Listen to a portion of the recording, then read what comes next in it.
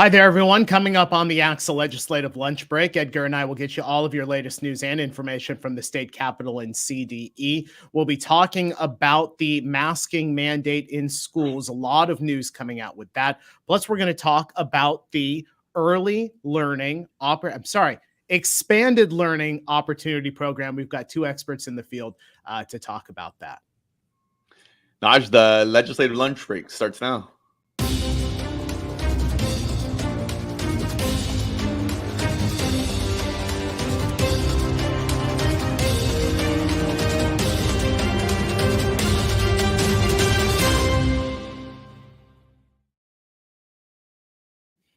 On a Wednesday, we welcome you to the ACSA Legislative Lunch Break, along with Edgar Zazueta, ACSA Senior Director of Policy and Governmental Relations. I'm Alikhan, ACSA Senior Director of Marketing and Communications. Welcome. So honored to have you on the show today. Go ahead and jump into the chat. Say hello and let us know where you're watching from today. Edgar, how are you? I'm doing good, Naj. I have to be honest with you. I take a little bit of pleasure seeing you get tripped up on the line, just because you're the professional here. And so when you mess up a line here or there, like I guess I shouldn't take that much pleasure in it. But it's good to see you're not perfect at it. Listen. I have this entire piece of paper sitting right here. What I failed to do was put a Post-it above the camera that said expanded learning opportunity program. Naj, don't mess this up. And what did I do? I messed it up. However, when we bring our two guests on, I'm only going to make fun of you when you completely make the mistake about which one is Heather. So just be prepared that mistake is going to come. We kind of eyes wide open today. We have two guests. They're named Heather, so we'll see how that goes. We'll see how. Hey, sometimes we both get mistaken for being Naj or Edgar, so I guess that it's fair game now, right? We really should have taken a picture. I think it was back in October. We had governance meetings and you and I were standing next to each other and happened to notice that we were wearing the same colored suit and masks. So I guess we should take some responsibility for looking similar without even planning it. That seems appropriate for us to do. Hey, want to say hello, John Eberly, Angela Schell, Maria Thompson, our great ACSA board member with us, Jan, Beth, and Deanna. So good to have you guys here on the show with us today. We are, again, going to talk about expanded learning opportunity program, two experts in the field to come on with that. Edgar, the big news story of the week, of course, is masking in schools specifically. We've had a lot of news here, especially in Northern California. I don't know what's happening in Northern California, but my goodness, the news keeps pouring out. Let me just bring a couple of things here, and then I'll have you comment. Late last week, Roseville Joint Union High School District Board approved a resolution making masks optional in their schools regardless of vaccination status. They became one of the first school districts in our region. The board citing multiple reasons for the vote. This from our colleagues over at CBS Sacramento. They said, quote, that the state's K-12 mask mandates in schools, quote, were ill-advised and, quote, in opposition to the educational and social-emotional goals of the state and district. I'll make note of this, Edgar, because we've talked about the voice of labor in some of these decisions that take place. The Roseville Secondary Education Association, which is affiliated with CTA, said teachers are caught in the middle. Their president acknowledged that the organization was not consulted, and they feel like they're in the middle of this. And this is something that I want to ask you before I hit some of these other districts, because it seems like we've got some potential peaks and pitfalls here. According to this story, the Roseville Secondary Education Association said they felt that they were being forced to choose between the board policy and state policies and the impact on their teaching credentials. That is an argument. This is the first time I've heard that argument, Edgar, but it adds some clarity to the kind of balance that you're trying to make between what the state says and what the employer says. It adds some additional confusion, I would have to say. Oh man, it's, we've said this a lot of times in the last 2 years, 2+ years. We're going on year 3. I think this is one where it's hard, but it's almost like we ought to just take a deep breath here, just like what's going on. And that's difficult. I mean, one of the things you said and I think was quoting the Roseville Teachers Association, that they're caught in the middle. I mean, yeah, and I don't dispute that. I mean, but given where we're sitting here, I have to say, I feel like our administrators are very much caught in the middle too, right? They are the ones who are being charged with really enforcing these mandates, regardless of what we might think about it. Forget whether you're pro-mask, anti-mask, it really doesn't matter. Is that the state, and this has kind of been the theme over the pandemic, the state puts out the rules, it's our folks who have to enforce them, and they've taken the brunt of the pressure. And I think this is the challenge here. Since this Monday, I really am not exaggerating. There's not an hour where we haven't been talking about face masks. And I know we'll get into what's the next steps on this, but I think this is the real difficult piece for the state, because I think we're seeing some of these examples. You noted Roseville. There's some other examples where whether they're making the choice that we're just going to make a local decision, or in some cases, I think the decision has frankly been made for them, where they don't have the capacity to enforce this when communities are just deciding, we're done, we're not going to do it. What do our administrators, what do our school leaders do in that respect? So obviously a lot on this. Happy to jump in on where we see the next steps on this, but yeah, this lot of activity on this face mask. Well, you mentioned, what our school administrator is going to do. Let me just hit a couple of others. This notice was sent over in Elk Grove Unified yesterday from Superintendent Chris Hoffman. Part of the message, and I'll quote directly from this: currently in our schools, students and staff have the choice to not mask when outdoors on school grounds. However, masking remains a requirement indoors. The district continues to adhere to all of its mitigation strategies by encouraging distancing, hand washing, testing, and getting vaccinated. Please know that we are aware of the varying public opinions regarding masking, and we hear you. We are required to comply with current health orders, which are designed to slow the spread of the virus so we can keep our schools open. And I will bring up one more, Edgar. This, as reported from the Sacramento Bee, El Dorado Union High School District issued a statement to parents saying the district will change its enforcement protocol, saying, quote, the enforcement of masking will be done by educating students and asking them to mask, but no further action of exclusion from class will take place. This follows what the Bee is calling a large student protest. But as part of the statement, and I will, this is the piece that I had not read before, but certainly was impactful. As part of the statement, quote, we will continue to do our best to comply with the law. Our school liability carriers all warn us that if we take explicit action to defy the state guidance, we will be held liable and accountable for any such decision. And in a litigious society, we have no legal protections. Okay, that's a lot to put on the shoulders of our school leaders. That's the first time I've heard about liability for something like this in this very litigious environment. I know that we interact a lot with the superintendent there, Dr. Ron Caruth, who's also the president of the ACSA Superintendency Council. This is another layer to this story, Edgar. And what's the feedback you're getting? Yeah, I was spending some time talking to Dr. Caruth this morning, and I think that statement is telling. This is not an absence of our school leaders choosing to disregard the mandate. It's that they really have now been put in a position where they're saying they're going to do their best to uphold it until the state changes that direction. But right now, they're just in a tough spot. What are your options? Shut down schools, send hundreds of kids home. I think this is it kind of summarizes those challenges that we've been talking about. Let me try to take, we try to give the information that we have, and this is our analysis. Again, the caveat, this is not anything official. Folks heard what the governor had to say officially, that on February 28th, they will have an announcement on what the next step is in terms of the masking mandate. Our analysis here, based on everything we've been hearing, everything we've been told, is that I do expect that February 28th, the governor's office will go ahead and set a date on when that mask mandate went in. I think reading between the tea leaves, I would think it's going to happen sometime in March.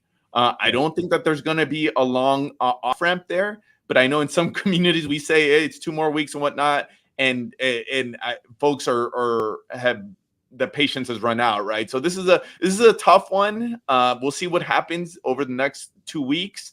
But on the positive end, the health metrics are all continuing to improve.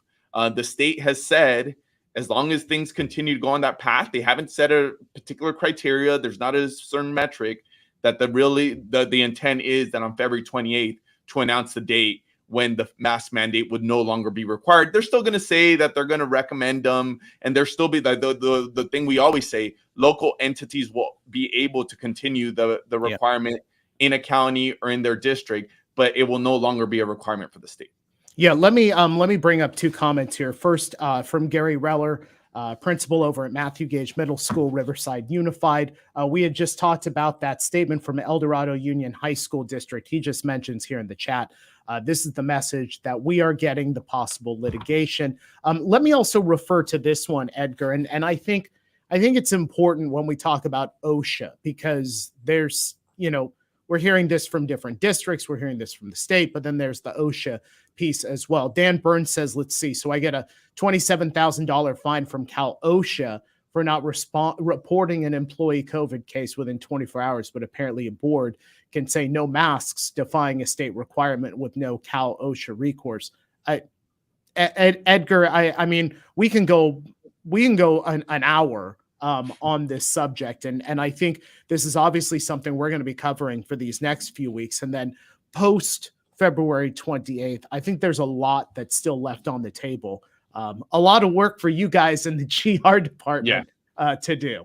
Yeah, no doubt that we're going to be talking about face coverings and CDPH guidance and Cal OSHA guidance here for weeks to come. I think in short, here's the message. Yes, the Cal OSHA will also have to make changes. And we do expect that at some point that's going to happen. What the governor's office has indicated is that when the masking requirement changes, there will also be some modifications to the guidance as it pertains to CDPH, and that Cal OSHA would have to change the rules as it relates to employees. Because right now that is one of the sectors that's still carved out in terms of schools, just like airports and other public transportation, schools, medical facilities. That's one of the sectors where employees still have to continue to be masked.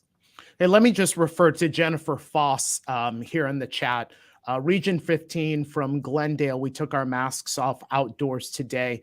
I'm so happy to smile at students. That brings me to just one thing that we had reported from our good friend Kyle Stokes over at KPCC in Los Angeles. He tweeted out today, LAUSD superintendent tweeted, "We'll be in a position of making an announcement going into next week regarding the status of mask wearing in the outdoor setting." So certainly we'll be covering a lot more of this. You can count on us for that. All right, let's move to our topic today, Expanded Learning Opportunity Program. We have 2 experts in the field to help us dive into that topic and what you need to know. 1, what's in the governor's proposal. 2, and how this impacts your students. So let's go ahead and bring in our guest. Heather Williams is the superintendent from Oak Valley Union Elementary School District, and Heather Williams, hold on, Heather Pilgrim. See, I knew I was going to make the mistake. I knew it. Now I'm going to have to sit here and take responsibility for it. Heather Pilgrim is the superintendent from Oak Valley Union Elementary School District. Heather Williams is the policy director from California After School Network. Heather, it's an honor to have you. I promise I will not continue to make mistakes the rest of this way. Heather Williams, you can help us set the stage here. Give us a brief overview of what ELOP is and the summary that is the requirement. Sure. So happy to be here. I was hoping to say you'd be 1 for 1 on the Heathers, but you are starting at 0 to 1. So maybe next time. No, he'll make more mistakes. He'll make more mistakes. I'll make more mistakes. It's fine. It's fine. So the Expanded Learning Opportunities Program, we're really excited about this program that came out last year. It is intended to be a comprehensive program with ACES and 21st Century funding, which is what our state has had funding for after school, before school, and summer learning in the past. And so great program. Last year, 1.75 billion. Well, currently this year, 1.75 billion, and of course, proposed to increase pretty significantly next year with the governor's newest budget proposal. And basic requirements, during the school year, and of course we can get into the weeds with this, but during the school year is that districts offer 9 hours to their students when incorporating the instructional day. So if you have 6-hour day for your students instructional day, 9 hours total. So you can add an hour before school, 2 hours after, that gets you to 9. You can add 3 hours after, that gets you to 9, whatever works best for your students, families, communities. And then of course, one of the things that we know has become a big question is this 30 days of summer learning is how it's being broadly talked about, but it's really 30 days of intersession. So really any non-school day. So that could be summer, that could be fall, winter break, any non-school day. And that isn't expected to also be a 9-hour day. Lots of flexibility with that, which I'm happy to talk about as well.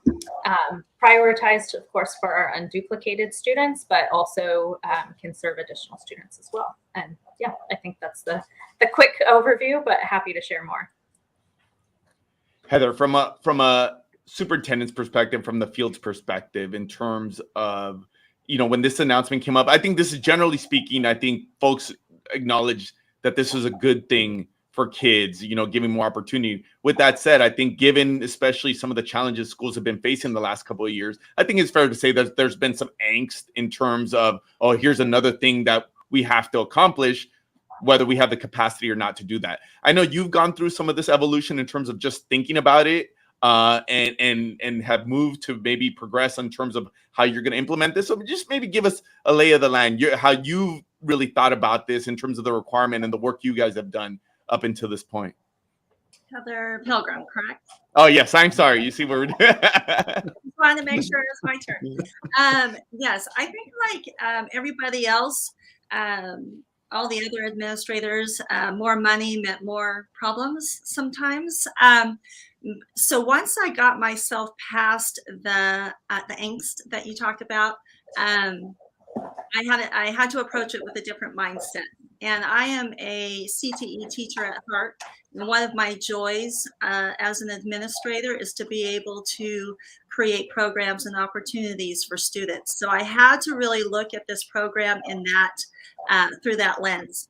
So what I ended up doing is starting to look at the instructional day and the electives and enrichment activities that we were having, and some that we are actually installing for next year. We are a centrally located in California. We're developing an ag program, and we added a farm and an ag teacher this year. So I started thinking about, okay, we need to be able to extend these opportunities after school for those that may not have the opportunity to take that course during the day. So once I started thinking in that realm, I then started bringing in, well, what about VAPA, our Visual and Performing Arts program? So I talked to the teachers and really wanted to see if they would be willing to build their programs through the after-school program. Not that they have to offer it every day, but be able to be available and have choice for students who maybe want to take ag after school. We have 4-H curriculum that we'll be using through the ag pathway. So it afforded me the opportunity to talk to the 4-H regional director and really collaborate with her along with our after school program director to see if there's a way that we can bring those opportunities after school through the 4-H program. And they were all excited. The teachers were excited.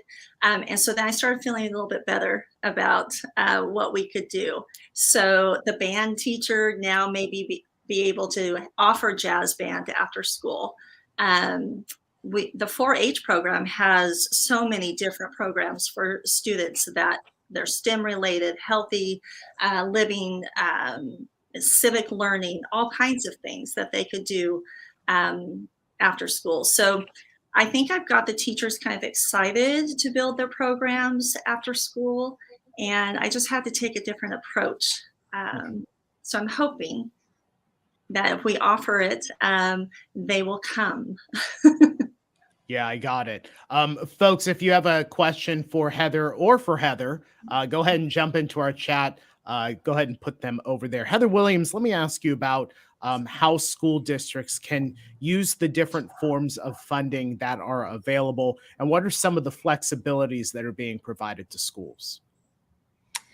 Yeah, so I think in terms of flexibility, one of the big things, and I'll say this, and Michael Funk, who's the head of the Expanded Learning Division at CDE, says this, and we'll continue to say this, but if the ed code doesn't say that you can't do it, then you can't do it. So I really loved how Heather was talking about the 4-H. I recently had a conversation with a really small school district, a single school district, 50-something kids.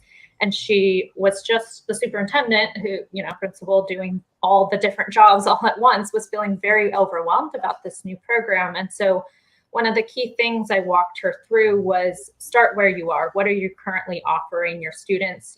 This year there's no audit. This year really is a starting year. Figure out what your students need, what you're currently offering. How do you build from there? So while Heather was talking about, the 4-H, that was actually something I had talked with this other district about. She was talking about how the students spend a lot of time in the summer doing animal husbandry on their farms. And so I asked about 4-H, and she was surprised to learn that she could use her 4-H program as something for the Expanded Learning Opportunities program. So really important to, what do you already offer? How might you expand that a little bit more to serve a little bit more students? The governor's proposal does propose that the audit requirements will also not be in place next year. So then we're looking at 2 years of really building this up and scaling it. So I know when you see the requirements for hours or numbers of days or numbers of students you must serve, it can seem overwhelming, but starting with what do you already do and how do you grow that for your students? Superintendent Pilgrim. No, you like how I did that? That was good. That was good. Heather, so we've been hearing obviously a lot of angst given what we were talking about, the staff shortages and whatnot. I mean, maybe talk to us through that lens. And also, one of the intent here with the new program, with the legislation, is that there's abilities, given the flexibilities, to work with other organizations. And I love that Heather, cited CDE there, because that's a recurring question. Can we do X? Can we do Y? Right? And if it doesn't say you can't, this is actually much more flexible. How have you guys gone about this, especially in the context of these staffing issues, or to what extent have you, in your planning, working with other organizations? Yes, I've been working directly with the director of the Pro Youth Heart, which governs our ACES program after school.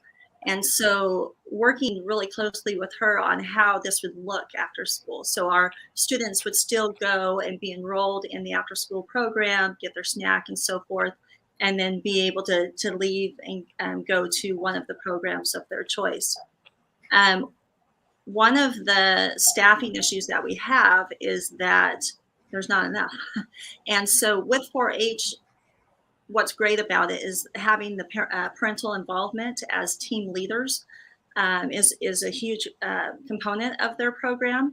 So in talking with the regional director of 4-H, she came up with an idea that maybe the parents, instead of our district hiring the parents to help with leading these programs, that they would actually be funded through the UC extension that we have in Tulare that runs the 4-H program. So our parents could handle all of the personnel issues, the UC extension, and then they could invoice the district, and then I could help pay their salary. So we're tapping into parents. We're tapping into those outside organizations that can come in and just really offer help. And of course, we're going to increase pay for the ACEs or the after-school tutors through the HEART program to help offset, or to not off. Well, it will help offset costs, but really to entice them to maybe join the program and help us. Heather Williams, you joined us last week on our Superintendent's Council meeting with Michael Funk from CDE Expanded Learning Division. You got a lot of questions during that meeting about what can these funds be used for? You know, can these funds be used for kitchen upgrades, funds for facilities? Based on your understanding, what advice would you give to our education leaders? Yeah, again, the funding is super flexible. If it doesn't say you can't use it, then you definitely can use it that way. I think the biggest caveat with that is there's a program plan, and that has questions that are based off of the quality standards for expanded learning, 11 of the 12. And once you create a program plan and you basically your expenses align with that, then it's appropriate to spend those funds. So I know people were asking about facilities. CDE is not going to go through a long list and say, yes, you can, no, you can't. But if the ed code doesn't say anything about facilities, so then you can spend it on facilities if it's related to providing the expanded learning opportunities program. So whatever you need to create and or run the program, currently the ed code provides the flexibility to allow that. Heather Williams, let me just ask a quick follow-up on that, because I know we get the question. But plan is not the favorite word of our education leaders, right? With all that, but on this front, there is a plan that's requirement. When is that due? What do folks need to know about that? Yeah, so the program plan does not have an official due date. So I know that can be a bit confusing because we're used to the department giving very specific due dates, but it doesn't have a due date. But it should be in place before you're really running a lot of your program. And so if you want to have your program up and running, then you should be working on getting your program plan fleshed out. And it just needs to be adopted by your governing board and then posted on your website. So it doesn't need to be submitted to the county office of ed. It doesn't need to be submitted to CDE. And, once you establish that plan, it's not like that's set in stone. You can never change it. You can make tweaks to your program. And then if you are making any significant substantive plan, then of course that will need to be readopted. But it should be a living document that kind of guides how you want to organize your programming. And it really should, I think the most important thing is engage your families, your communities, your students. Really important for the student voice to be included in there, that this program's meeting the needs of your community. Thanks for that. Heather Pilgrim, one final question from my end to you. Given that you've kind of moved forward with this work, and you acknowledge some of that initial angst that I think the field is feeling, just general advice, as you've started this work, what would you tell your fellow colleagues, especially those that might be still, with so many issues on their plate right now, that this being one more thing, what advice would you give to those folks? Well, the flexibility of the program it has been nice. So I would suggest going out to your outside resources and organizations to come in and help you with this, because it's a lot to do. It's a lot to offer. And the more help we can get and work together, and the benefit of it is we really get to bring in the community into the school system. And so building those community relationships is key to this program. And it's been beneficial. The breaking down whatever I was thinking before, and had to really just kind of look at this differently, and started to see 4-H and the after school program and other agencies out in the community as people that could really help me pull this off. So I would suggest that.